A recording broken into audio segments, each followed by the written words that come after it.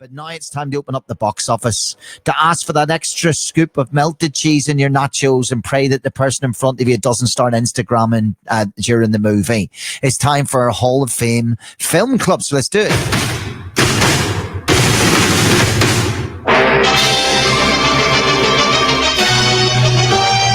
Hollywood Hotel. Good evening. BBC 5 Live. Colin Murray.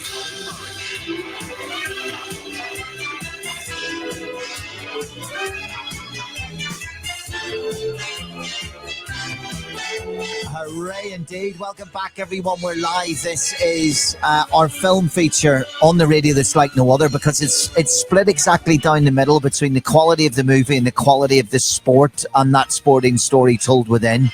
And today's choice, after Rage and Bull last week, well, it's an angry Yorkshireman this week. Yes, we're doing a football film. I think I can count in one hand the very good or above football films, but this one is right up there. It's Sheen, it's Clough, it's the Damned United, and this, oh joy, is the American trailer for it. In 1973, England's most beloved soccer coach was Don Revvie. Best manager in the country, Don Revvie. Prepares a file on every game. Leaves nothing to chance. They're here. But one man would change everything. Welcome to Derby, Don. Pleasure to meet you. I'm Brian Clough. Have to beat him, Pete. Beat him if it's the last thing I do. Now, the story of a legend. Who do you bloody think you are? Brian Clough. Because I won't eat and won't sleep until I've taken whatever that man's achieved and beaten it. I told you, never go over my head again. I've no choice. Doing what's best for the club. That'll be my club, Brian. We've done it all by bloody cheating.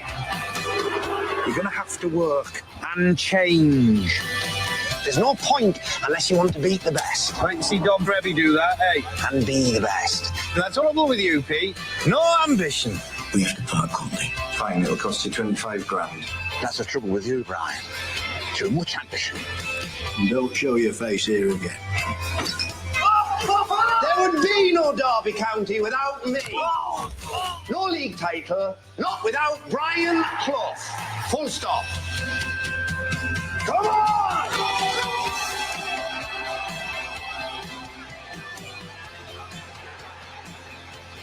What about McGovern? He was useless.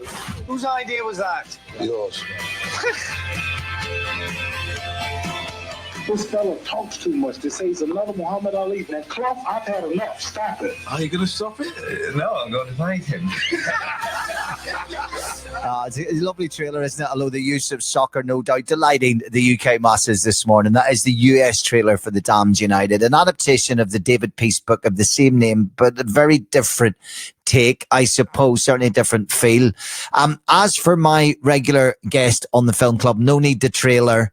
That's terrible. TV and film critic Siobhan Synnot is here as always, adding the cinematic to my sporting. Good morning, Siobhan. Good morning. What a great find the American trailer is. Because I was just reading some of the American reviews to see what there's. A lot of them pretty well informed. But yeah. One from Canadian, I know, different from American. We don't make those mistakes. One of them said, "Be warned, the accents sound as if everyone is underwater." Lovely. And another paper's going, "They fight so dirty. Where's all the protective gear?" They're thinking of American football, aren't they?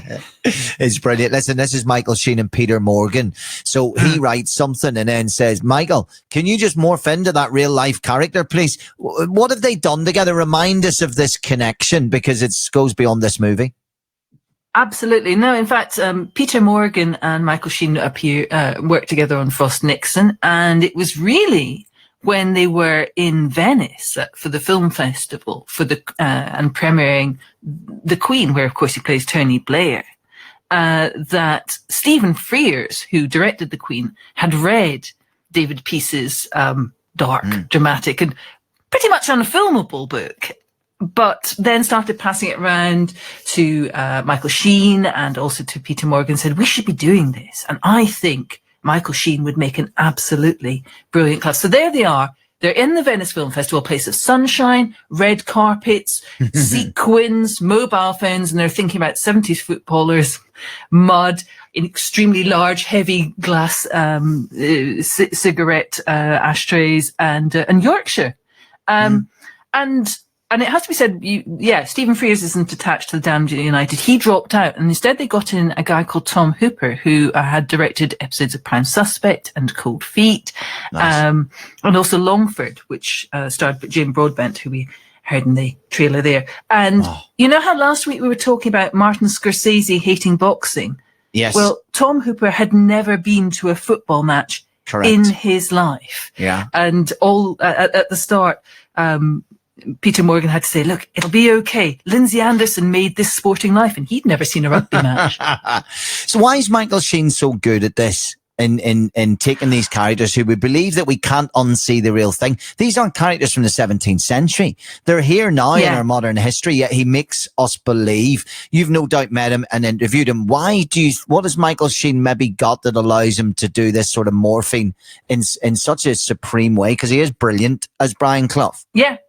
Yeah, and he is very bright, Michael Sheen, and he likes to immerse himself. If he's doing a character like Tony Blair or Kenneth Williams and Clough is the one to think about, then he gets all this footage of the person that he's studying, gets books, and he just immerses himself in the material.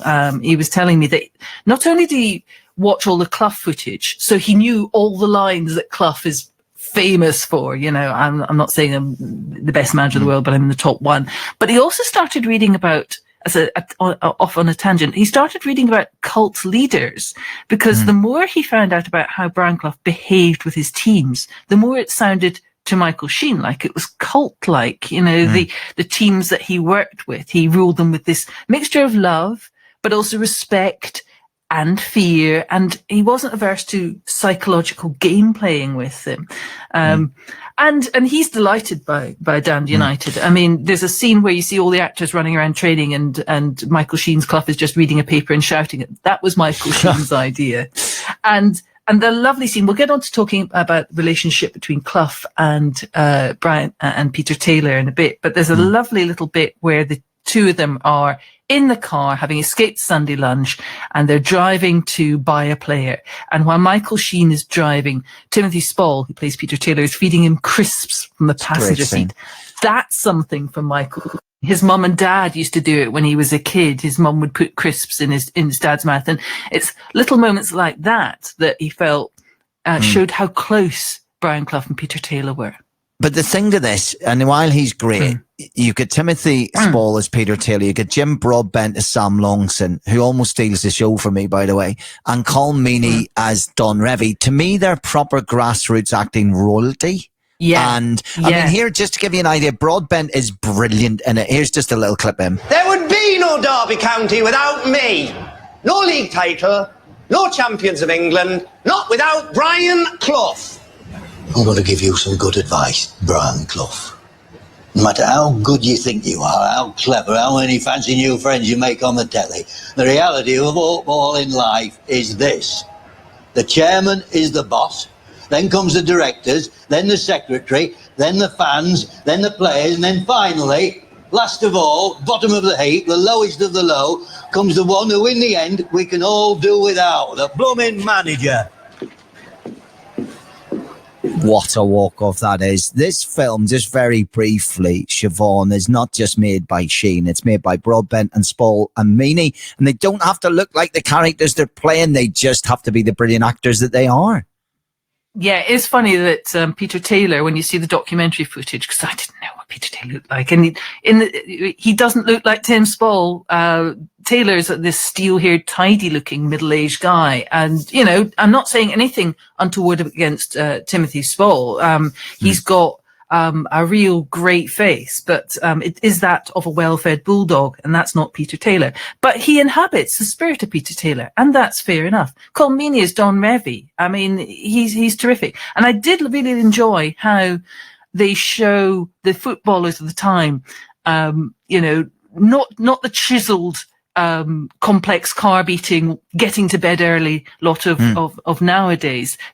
Clough's players, as we see them, seem to have been made from rubble, rock and old potatoes. We've got Billy Bremner, played by Stephen Graham, seething under a rather messy looking Shirley Temple wig. And we've got Johnny Giles, who would never be troubled for an endorsement by any hair products or indeed shaving products. Yeah. Listen, to me, this film's about sport. This is why the Hall of Fame Film Club's different. Siobhan's coming at it from a filmatic point of view. I watch this as sport, right? Because it's about one of, and for some people, the greatest English manager of all time. If not one, he's two. If he's not two, he's three. And if beyond that, you're going to argue four, you're just probably not going to be a friend of mine, right? It's about his unique obsessive carry. And I'm not a Forest fan, I'm not a Derby fan. It's just facts if you look at it, right? So it's about his unique obsessive character managerial style to me. And I'm watching it knowing that he wins, right? He goes to Forest and does the unimaginable with that team. That's what puts him in that top two for me, right? So that's what it's about for me. You don't know what Peter Taylor looked like. You thought Taylor and Clough were maybe members of a Duran tribute act. So when you watch this movie, was it even a sports movie to you? Well, here's the thing. I've seen dozens and dozens of sports movies where it's about a tough manager who takes a squad of misfits and underachievers and belts them into champions. And in Damned United, Michael Sheen's Brian Clough does exactly the opposite. He gets to manage the mighty Leeds United. He goes on, he alienates the players, the fans, the management, and he sends the team into the dumper. But also, you're right, it's a footy film, but it's less about penalty boxes and more about love triangles. And in particular, it's about that relationship with Peter Taylor and also his Clough's obsession in this film with the England manager, Don Revvie. I like the way that feud is set up, by the way. You see Brian Clough, having had his team, Derby County, cuffed by Revvie's team, but he expects the customary handshake from on Revvie, and instead he just walks right past him, either by accident or, as Clough sees it, it's deliberate. It's such a dramatic moment, and it really shows you where that feud begins. See, that's so interesting. I think if someone was asked me to recommend sports movies to them, I don't think I would recommend this. If I'm just recommending a great British movie with some sensational acting, I go with this. I'm just going to say this very, very quickly, and then we'll bring in our special guest. The book, I don't know. Listen, I don't worry with US sports movies too much about the accuracy. Did they get Coach Boone right in Remember the Titans? Did they depict Billy Bean right in Moneyball? Yeah, not hugely fussed. But when it gets closer to home, we know the stories. So actually, the movie was a little more light. The book was warts and all, and those warts were contested. The Leeds player Johnny Giles complained about the way he's portrayed in the book, said many of the things didn't happen. He received a claim, out-of-court settlement, damn it, etc., etc. It's important to say that. So where is it real? It's real amongst Leeds fans. And all these years later, after that book, they revisited this time, which is kind of now overshadowing a bit the great success. And Dave Tomlinson is not just a Leeds United author, leeds.co.uk. He's the authority in this. So let's bring Dave in. How you doing this morning, Dave? I'm all right. I'm good. It's a weird setup, right? Because, you're talking to Siobhan, who's interviewed these stars of screen, but, doesn't know the story of Leeds United. So we get the cinematic appraisal here. But as a Leeds fan, I'm just wondering, do you hate the whole damned United thing in terms of it just overshadowing the success of Leeds of that era? Give me your tuppence worth. I'm not sure I hate it. I mean, it's already been said. The book's very different from the film. And I've heard the film described as Carry On Clough. I mean, it feels like the film's all about Brian Clough and his obsession, etc. And it feels like Leeds are just bit part players in this. Now, I have to say, I'll get killed if I don't do this. It's Don Revie. I've got a certain person that's going to tell me that's what it was because the family told me it's Don Revie. But, that's minor stuff. When you get... And we change it. Johnny Giles, about 5'6", 5'7", played by a 6-foot heavy. When you get all the stuff that was going on there, Leeds fans hate it because of the inaccuracy. But then you get Clough proponents also hate it because of the inaccuracy. And I think it's not just this thing where they go slightly off and there's dramatisation. You understand that? I do some of that in work I do. But this feels like absolutely willful. Seasons are miles out from they were. There's some of the state of facts that were nowhere near. Some of the playing is pretty poor. I have to say, for the extras they brought in, I know Eddie Gray's relative was playing him in it, but it's also this thing about actually something like Colin Murray, and he's a great actor, but there was just one dimension there. I think what it was, it needed its villains, and Leeds are perfect villains. So Colin Murray, absolutely no sympathetic side that at all. So I think it goes through. I think it's really funny, I have to say, the whole thing. But other people say it's laughable in that same sense. Yeah. I think Leeds fans will tell you it's absolute rubbish. But, this is why the Hall of Fame Film Club is brilliant, right? So, because I can let you just go to Jim Broadbent was great.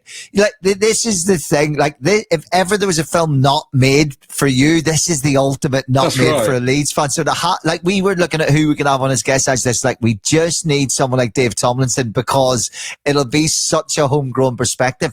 Yeah, I've written about. I've done Revie. Before and that thing I'd written about where the bus broke down the way the cup game and they had to walk through the fans, they were getting a dog's abuse and they win the game, and he made him he was so superstitious he made it do every single cup game. All these stories are great, but never mind. He didn't do it? No, I mean, it's like this, it probably happened once and he was really superstitious, but he wouldn't have done that. Oh, Dave, where's your love of folklore, Dave? Come on. Well, you gotta have a love of. Come on. Come on. When facts favour us, they're great. When facts don't, I love folklore. I think that's absolutely right. We love it if it favours us as well. So when you watch the film, then have you ever been able to sit and watch it just from the point of view of how good Michael Sheen is, how good Jim Broadbent is? I love the film, but as a Leeds fan, I hate it. So you just get through. And I'll tell you what really amuses me looking back. Martin Comster, the guy that was in Line of Duty, John O'Hare. Yeah. So what are you going to do to him? I'm going to kill Paul Madeley. I left out the F there. I know. Do you know what? Every clip I've played has been DF'd and I'm still worried about it. Now, what I want to do to finish with you is the one thing we haven't talked about. I think getting football right in a sports movie is it's the holy grail and rarely achieved. This film is probably fair to say, Siobhan, shies away from recreating the football. That, Colin. But it does. It shies away from it. I was so happy when I started seeing them use real footage. And I was so happy with the scene that did a bit of a Billy Bean, actually, where they had him just, they had his experience not watching the games. They did the same with Clough. They had him in the office. He can hear the noise of the game. Siobhan, how did you find the football side of it? And I'm going to ask Dave exactly the same question to see if you had the same experience, the actual football in the movie. Well, it's funny, isn't it? Because The Damned United is a football film that keeps football to an absolute minimum. You never get through an entire game on screen, which is what we expect of sports movies. I mean, there's that brilliant moment where even Brian Clough can't sit through a match. He's holed up in the club boardroom instead, waiting for the 90 minutes of play to end and trying to follow the match just from the sound of the crowd. And I think maybe shippers, for our American friends, would feel cheated out of watching British actors miming passes with all the conviction of Joe Jordan performing Hedda Gabler. But Michael Sheen is terrific here. You can see his bursts of confidence. You can see that there's moments of doubt just through the way he paces around and his darting eyes. I also say, by the way, that they did go to some pains to get actors who could play football. Michael Sheen could have been a football player. Stephen Graham also turned out for Kirby Boys in his youth. And Martin Compston, famously, never likes to talk about it, had some tryouts for Celtic. Listen, I'll tell you this. I don't know whether it's just like we got to be careful with time. We got to finish on time today. But it does. It's one of those things. And I'm saying this purely for bands. But Dave, you had trials means you weren't picked, right? That's why you're an actor. You weren't picked. Escape to Victory it's got Kane and Stallone. Stallone in nets makes it unbelievable. But they get Hurst and Pele and Ardiles, and they still can't quite pull off filming football. And some of the games they played were real, and they just took bits out of it. And even then, Dave, I don't buy the football in it. I have to say, I like the old footage, don't really buy the football in it. But then that's like almost every other football movie, Dave. Well, the one where it's played in the rain just before the Juventus game, those shirts didn't look real to me. And, just going through that, what was said there, we kicked them out, we screwed them up in terms of the European Cup. It was Juventus bribing that did that. That was completely wrong, but actually it was quite funny, apart from Bremner's wink. There you go. Dave's there's no way Dave cares about this movie one jot. No, I like it. Don't apologise. Don't apologise. Stay seasoned. So you should be, because we can get lost in the Hollywood of it. We can absolutely, Siobhan can draw the line between fact and fiction and understand that that's just what happens when you serialise movies. But for Dave, is absolutely should be in the place that he's in right now. Right, listen, we got to wrap it up time-wise, because we are out of time. What a great movie to talk about, The Damned United. Dave, what's your new book called? Are you writing about Howard Wilkinson? No, there's a number. So the new books, I've got Duna Leeds, The Implosion. So it's about Risdo years. There's one also at the same time about the 1970s, but the one that I'd want to talk about, if I can, is the Howard Wilkinson book, which came out last year. But we just launched a tribute in the last couple of weeks. We're trying to get a statue built for Howard Wilkinson.